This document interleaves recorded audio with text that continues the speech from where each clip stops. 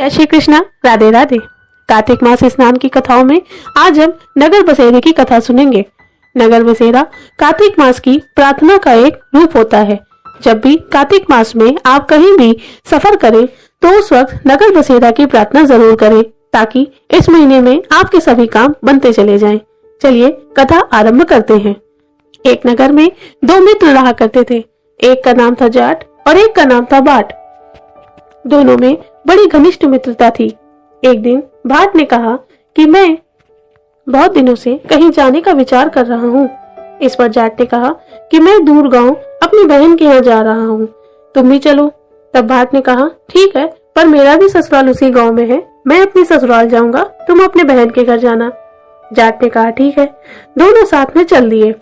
बीच रास्ते में काफी दूर चलने के बाद वो दोनों एक कुएं की मुंडेर पर जाकर बैठ गए।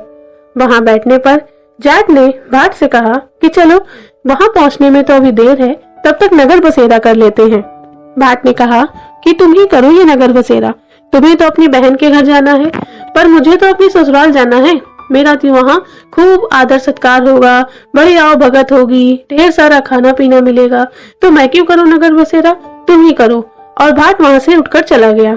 जाट वहीं कुएं के किनारे बैठ गया, हाथों में पानी की घंटी लेकर और चावल का दाना लेकर नगर बसेरा करने लगा और कहने लगा, नगर बसेरा जो करे सो मल धोवे पाओ, ताता मांडा तापसी देगी मेरी माँ, माँ देगी मावसी देगी द्वारका का वास, मीठा मीठा ग्रास वृंदावन का वास, 5 उल्टी छठी रास मेरा जिब्रो श्री कृष्ण के पास, डालू पानी हो जाएगी झट से निकल जाए मेरा जी।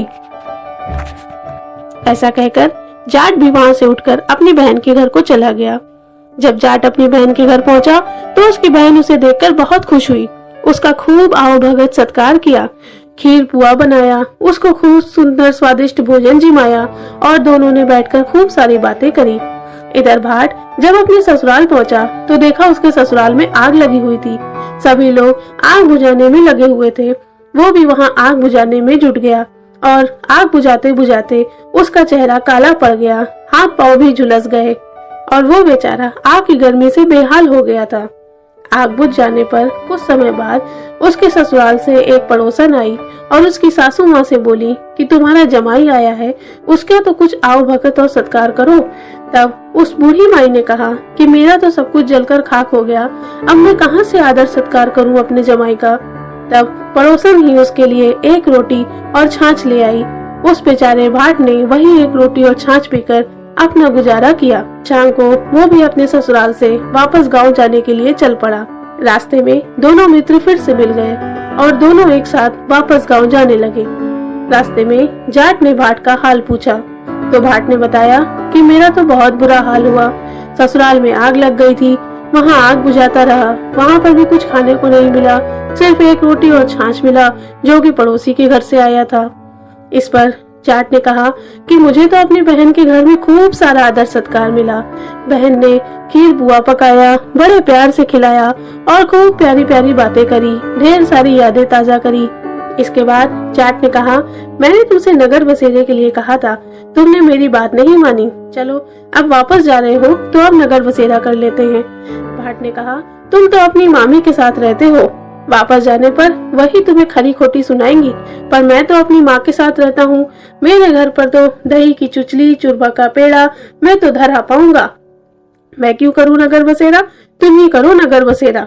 ऐसा कहने के बाद भाट वहां से चला गया और जाट ने अपना नगर बसेरा फिर से किया।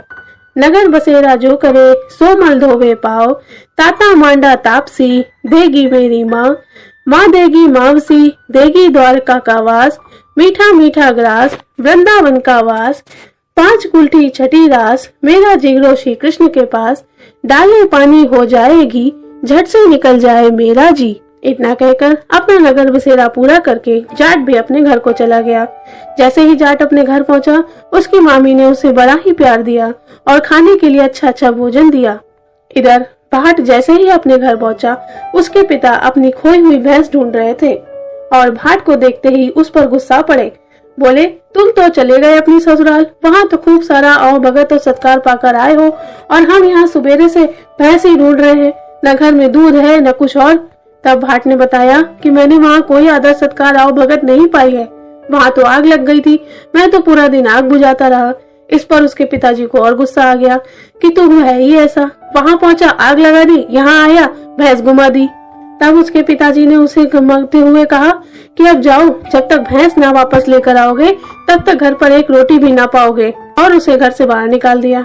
अब बेचारा भाट रास्ते भर भटकता रहा, उसे भैंस कहीं नहीं मिली। इतने में थोड़ी देर बाद बाजार में उसे जाट फिर से मिला। दोनों ने एक दूसरे का हाल पूछा। तब जाट ने बताया कि मेरी मामी ने तो मुझे बहुत प्यार किया, अच्छा खाना भी खिलाया, आज का दिन तो बहुत अच्छा गया।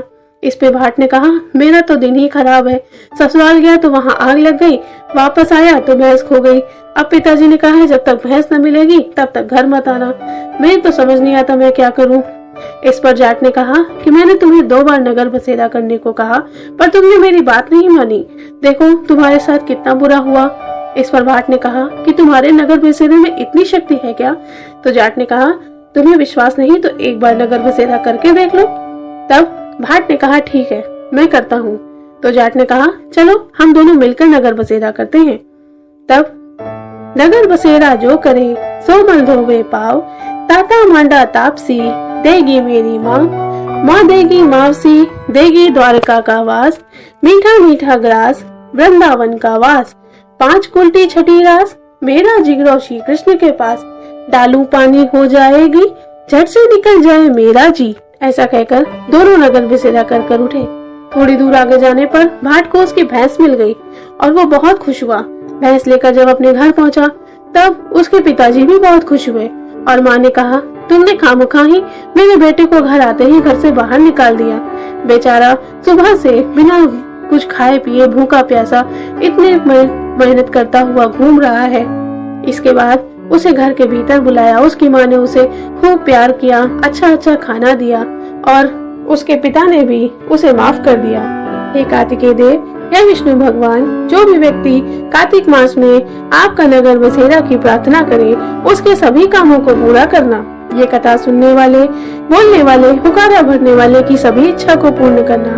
बोलो कार्तिकेय देव की जय, विष्णु भगवान की जय। बोलिए राधे राधे।